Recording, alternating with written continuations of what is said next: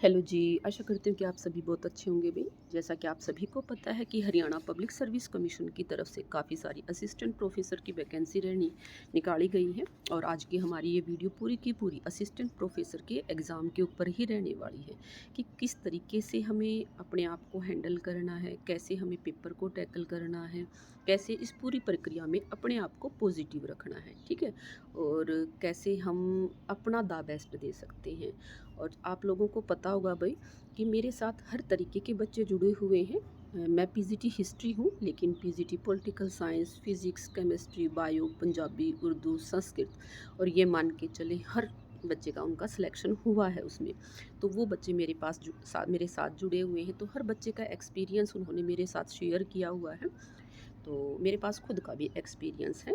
तो उसके बेस पर मैं आपको बताना चाहूँगी कि किस तरीके से आपको चीज़ों को हैंडल करना है और कैसे अपने आप को पॉजिटिव रखना है, क्योंकि सबसे ज़्यादा बड़ी चीज़ है पॉजिटिविटी होना बहुत ज़रूरी है। क्योंकि हम 2 दिन तो पढ़ते हैं, तीसरे दिन हम डाउन आ जाते हैं, क्योंकि कुछ ना कुछ ऐसा हो जाता है कि नेगेटिविटी आ जाती है। फिर जैसे अभी प्रोमिला वाला केस आ गया, तो बच्चों को लग रहा है कि ऐसे ये भर्ती में भी पता नहीं क्या कर देंगे। तो इस तरीके की नेगेटिविटी है, हमें उसको बिल्कुल दूर रखना है, हमें पॉजिटिव रहना है। और सबसे पहले आपको बता दूँ कि 3 चरण होते हैं इसमें। पहले आपका प्री होता है, फिर मेंस होता है, फिर आपका इंटरव्यू होता है। लेकिन कुछ ऐसे भी एग्ज़ाम हैं जिनमें स्किल टेस्ट भी है पहले, तो उनका प्री नहीं है, उनका स्किल टेस्ट है। जैसे फिज़िकल एजुकेशन हो गया, म्यूज़िक हो गया, फाइन आर्ट्स हो गए, तो इनमें पहले स्किल टेस्ट होता है और स्किल टेस्ट कंडक्ट भी करवाए जा चुके हैं। उसके बाद उनका डायरेक्ट मेंस है और उसके बाद फिर आपका इंटरव्यू होता है। तो ये मान के चले कि मेंस और इंटरव्यू ये तो हर एक उसमें है, सभी भर्ती में है, कोई भी सब्जेक्ट हो चाहे। तो सबसे पहले बात करते हैं इसके सिलेबस की कि इसका सिलेबस कहाँ है। आप एचपीएससी की साइट पर जाएंगे तो आपको इसका सिलेबस मिल जाएगा असिस्टेंट प्रोफेसर का। असिस्टेंट प्रोफेसर का अलग अलग सब्जेक्ट वाइज उसमें सिलेबस डाला हुआ है। जो सब्जेक्ट है, सिलेबस है इसका, वो सेम आपका मिलता जुलता है भाई, आपका जो यूजीसी नेट का होता है और सीएसआईआर नेट का सबको पता है भी। जो साइंस वाले सब्जेक्ट है ना, उनका सीएसआईआर के द्वारा कंडक्ट करवाया जाता है, बाकी सब्जेक्ट का यूजीसी के द्वारा। तो सेम सिलेबस है दोनों का ही। एक बार आपको पहले अपने सिलेबस को अच्छे से रीड करना है। सिलेबस को रीड कर पहले तो क्या मैं बोलना चाहूँगी ना, जितनी यूनिट है ना सारी निकलवा के, सिलेबस निकलवा के अपना चिपका ले भाई। जो बुक आप प्रॉपर पढ़ रहे हैं उसी बुक के लास्ट में और फर्स्ट में आप अपना निकाल लें और यूनिट वाइज अपना करते चले। एक बार पहले उससे यूनिट के अकॉर्डिंग सारी वो करें। उसके बाद आपको ज़्यादा से ज़्यादा क्वेश्चन लगाने हैं भाई। क्वेश्चन कहाँ से लगाने हैं? यूजीसी नेट के प्रीवियस ईयर क्वेश्चन लगाने हैं। उसके बाद आपको यूपीएससी में जो क्वेश्चन पूछे जाते हैं, हिस्ट्री, पॉलिटिकल, जो अभी आपका सब्जेक्ट है, ज्योग्राफी, तो आपको ना एक अलग से बुक आती है जिसमें यूपीएससी के प्रीवियस ईयर क्वेश्चन पेपर होते हैं, तो उनको सोल्व करना है। उसके साथ साथ यूपीपीसीएस भी ऐसे एग्ज़ाम कंडक्ट करवाता है, आरपीएससी भी करवाता है और एचपीएससी के भी। आपको जो पीजीटी के पेपर है ना प्रीवियस ईयर के, जो अभी 2 एग्ज़ाम हो चुके हैं, 2 भर्ती आ चुकी हैं, तो आपके सब्जेक्ट के आपको 2 तो मिल ही जाएँगे। वो आपको बहुत अच्छे से करने हैं, क्योंकि ज़रूरी नहीं है कि उसमें से ना आए। क्योंकि पीजीटी और असिस्टेंट प्रोफेसर में इतना ही फ़र्क है कि उसका सिलेबस थोड़ा कम है और इसका सिलेबस ज़्यादा है। तो कुछ यूनिट ऐसी हैं, कुछ सिलेबस जो एक्स्ट्रा जुड़ा हुआ है, लेकिन उससे आपकी हेल्प हो सकती है। तो आपको पीजीटी के भी क्वेश्चन पेपर लगाने हैं, ज़्यादा से ज़्यादा आपको क्वेश्चन पेपर लगाने हैं। दूसरी बात करते हैं, ये तो है प्री का, ठीक है। प्री में, और प्री में एक चीज़ का आपको सबसे ज़्यादा ध्यान रखना है, वो ये चीज़ है कि आपको पता है यहाँ नेगेटिव मार्किंग है, तो तुक्के बिल्कुल भी नहीं लगाने हैं। जिसमें आप श्योर हैं उसी का आंसर आपको देना है। लेकिन ये भी देखना है कि आपको पासिंग मार्क्स भी लेने ज़रूरी हैं। 25 नंबर सभी के लिए, चाहे आप रिजर्व कैटेगरी हैं चाहे आप अनरिजर्व कैटेगरी हैं, सभी को 25 नंबर लेना अनिवार्य है। तो 25 नंबर आपके आने चाहिए, नेगेटिव मार्किंग है इसमें। और दूसरा कोई सब्जेक्ट नहीं आएगा, सिर्फ और सिर्फ आपका खुद का सब्जेक्ट के ही क्वेश्चन आएंगे। यानी कि इसमें जीके, हरियाणा, रीजनिंग कुछ नहीं आने वाली है, ना साइकोलॉजी आने वाली है। सिर्फ और सिर्फ आपका खुद का जो है सब्जेक्ट आने वाला है। तो सब्जेक्ट पे अगर आपने, क्योंकि आपको पता है इसमें कंडीशन होती है नेट की, पीएचडी की, अगर आपने यहाँ तक पहुँचे हुए तो आपको मालूम है कि आपके सब्जेक्ट पे पकड़ अच्छी है, तभी आप यहाँ पर पहुँचे हैं। तो आपको अपना सब्जेक्ट को ही रिवाइज़ करना है। और जो प्री का एग्ज़ाम है उसमें नेगेटिव मार्किंग से बचना है। दूसरा, मान लीजिए अगर आप किसी भी क्वेश्चन को नहीं अटेम्प्ट कर रहे हैं, 100 क्वेश्चन है, आप 70 अटेम्प्ट कर रहे हैं, तो बाकी के 30 क्वेश्चन में आपको ई ऑप्शन भरना ही भरना है, इस चीज़ का ध्यान रखना। पिछली पीजीटी में मेरे साथ बहुत ऐसे बच्चे जुड़े हुए थे जिन्होंने ये मिस्टेक कर दी, उन्हें मालूम नहीं था कि आपको 5वां घोड़ा भरना है और उनका पेपर ही नहीं चेक हुआ। ये सबसे बड़ी मुश्किल थी भई, और जबकि वो टॉपर बच्चों में गिने जा रहे थे, ठीक है। लेकिन वही बात है, जब उनका पेपर ही नहीं कैंसिल हो गया भाई, क्योंकि अगर आप 10 घोड़े खाली छोड़ देते हैं तो आपका पेपर वहीं की वहीं कैंसिल हो जाएगा। अगर आप 4-5 घोड़े छोड़ते हैं तो आपकी नेगेटिव मार्किंग जारी है उसके अकॉर्डिंग। तो इन चीज़ों का ध्यान रखें कि एक भी घोड़ा आपको खाली नहीं छोड़ना है, ई ऑप्शन आपको उसमें भरना है। इस चीज़ का विशेष ध्यान रखें भाई, बाद में आप लोगों को इस चीज़ का बड़ा पछतावा होता है। तो ऐसी माइनर मिस्टेकें आपको बिल्कुल भी नहीं करनी है। ज़्यादा हड़बड़ाहट में पेपर एकदम से देखेंगे, अगर ज़्यादा इजी है तो भी आप कुछ चीज़ें गलत कर देते हैं, जैसे हाँ नहीं नहीं हाँ, इस तरीके के ऑप्शन को आपको बहुत ध्यान से पढ़ना है, फिर अपना क्वेश्चन अटैम्प्ट करना है, ठीक है। और ई ऑप्शन का आपको ध्यान रखना है, अगर आप 70 क्वेश्चन अटैम्प्ट कर रहे हैं और 30 क्वेश्चन नहीं अटैम्प्ट कर रहे हैं तो उस 30 में आपको सर्कल करना है ई वाला, ठीक है। तो ये तो होगी आपकी प्री की बात। उसके बाद करते हैं भाई मेंस की बात, क्योंकि डायरेक्ट कुछ एग्ज़ाम ऐसे हैं जिनका मेंस का एग्ज़ाम है। तो काफ़ी बच्चे बोल रहे थे मैम प्लीज़ बताएं कि मेंस में हम कैसे क्या करें। देखो भाई, मेंस के लिए पहले तो इस मानसिकता को अपने दिमाग से बिल्कुल निकाल देना कि हाई पेज भर देंगे जैसे एमए के एग्ज़ाम में भरते हैं और नंबर मिल जाएंगे।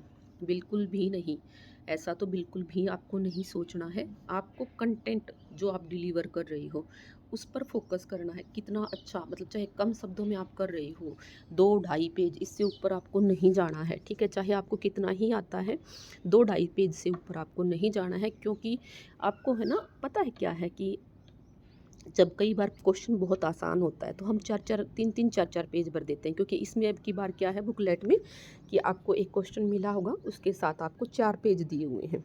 तो उसमें कोई कंपलसरी नहीं है कि आपको 4 के 4 पेज भरने हैं। अगर आप 2 पेज में भी अच्छा कंटेंट डिलीवर कर पा रहे हैं तो बस काफ़ी है। लेकिन कई बार क्या होता है कि बहुत आसान क्वेश्चन आ जाता है और हमें बहुत अच्छा आता है, तो हम एक ही उसमें 4 पेज भरने बैठ जाते हैं। तो ऐसा करने से क्या होगा कि आपका पेपर कंप्लीट नहीं होगा। और आप अगर 15 में से 7-8 क्वेश्चन बहुत अच्छे अटैम्प्ट कर पाए तो आपका सिलेक्शन ना के बराबर हो जाता है वहाँ पे। लेकिन अगर आप 15 में से 12, 13, 14 या 15 क्वेश्चन अच्छे से अटैम्प्ट कर पाते हैं तो मतलब पेज भरना ज़रूरी नहीं है, यहाँ पर कंटेंट मैटर करता है। ज़्यादा से ज़्यादा आप कोशिश करें कि पॉइंट्स निकालने की कोशिश करें, ठीक है। और डायग्राम, पॉइंट्स, इन चीज़ों का, जैसे आपने यूपीएससी की अगर कॉपी देखी हो ना चेक, कई बार कॉपी दिखाई जाती है, तो आप उसमें देखें कि ना आपको ना मेन पॉइंट्स है ना उनको अच्छे से अंडरलाइन करना है। मैंने तो ब्लू और ब्लैक पेन दोनों यूज़ किए थे भाई जब मेरा पीजीटी का एग्ज़ाम था। लेकिन ब्लू और ब्लैक पेन दोनों तभी यूज़ करें आप जब आपकी प्रैक्टिस है, क्योंकि जब मैं प्रैक्टिस करती थी तब भी मैं दोनों ही पेन यूज़ करती थी। अगर आपकी प्रैक्टिस नहीं है फिर आप एक ही पेन का यूज़ करें और उसी पेन से, ब्लू पेन से ही आप अच्छे से उसको अंडरलाइन कर दें, तो वो भी कोई ज़्यादा उसमें दिक्कत नहीं है। लेकिन अगर आप 2 पेन यूज़ कर सकते हैं, ब्लू और ब्लैक। और एक चीज़ और बता देती हूँ, बहुत ज़्यादा इस चीज़ को लेकर नेगेटिविटी है कि आप 2 पेन यूज़ नहीं कर सकते, बिल्कुल भी नहीं है ऐसा। मेरे मोस्टली स्टूडेंट हैं जिनका सिलेक्शन हुआ है, मैं खुद ऐसी हूँ जिसने ब्लू और ब्लैक पेन यूज़ किया था। आप ब्लू और ब्लैक पेन यूज़ कर सकते हैं, उसके अलावा अदर कलर आप यूज़ नहीं कर सकते, ठीक है। तो ब्लैक पेन आप यूज़ कर सकते हैं, पॉइंट्स लिख सकते हैं। और कोशिश करें भूमिका और निष्कर्ष, क्योंकि आपके बड़े क्वेश्चन हैं, 10-10 नंबर के क्वेश्चन हैं, टोटल आपके 18 क्वेश्चन आएंगे। 18 में से आपको 15 अटैम्प्ट करना है, क्योंकि वही सेम पैटर्न है पीजीटी वाला। और आपको 15 क्वेश्चन अटैम्प्ट करने हैं, एक क्वेश्चन आपका 10 नंबर का है, ठीक है। टोटल 150 नंबर का आपका पेपर है। तो इन चीज़ों का ध्यान रखें, 52.5 नंबर आपको लेने कंपलसरी हैं।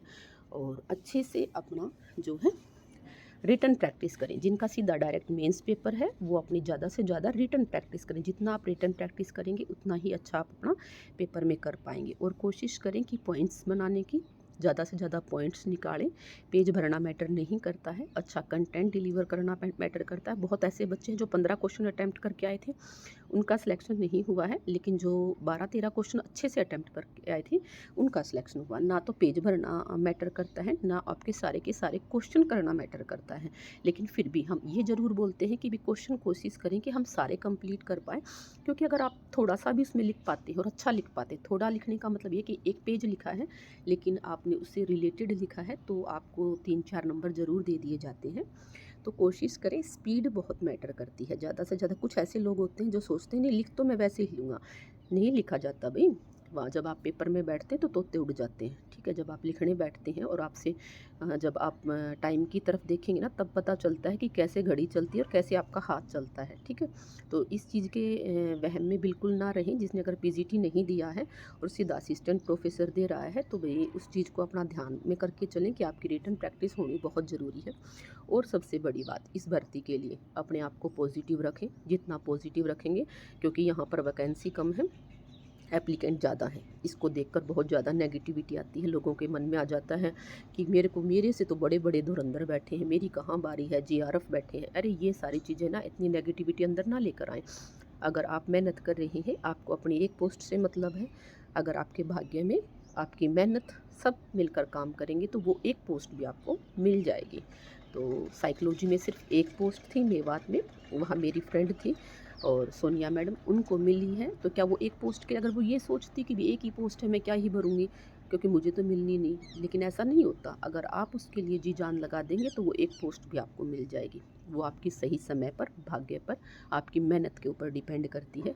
तो हमारे हाथ में देखो ना तो समय है, ना हमारे हाथ में किस्मत है, लेकिन एक चीज़ हमारे हाथ में है जो है मेहनत, और वो हमें लगातार करती रहनी है। और इस चीज़ के लिए असिस्टेंट प्रोफेसर की पूरी भर्ती में मैं आपके साथ जुड़ी रहूँगी। All the best. जो भी पूछना हो, जिस टाइम भी पूछना हो, आप मेरे से व्हाट्सएप पर भी पूछ सकते हैं।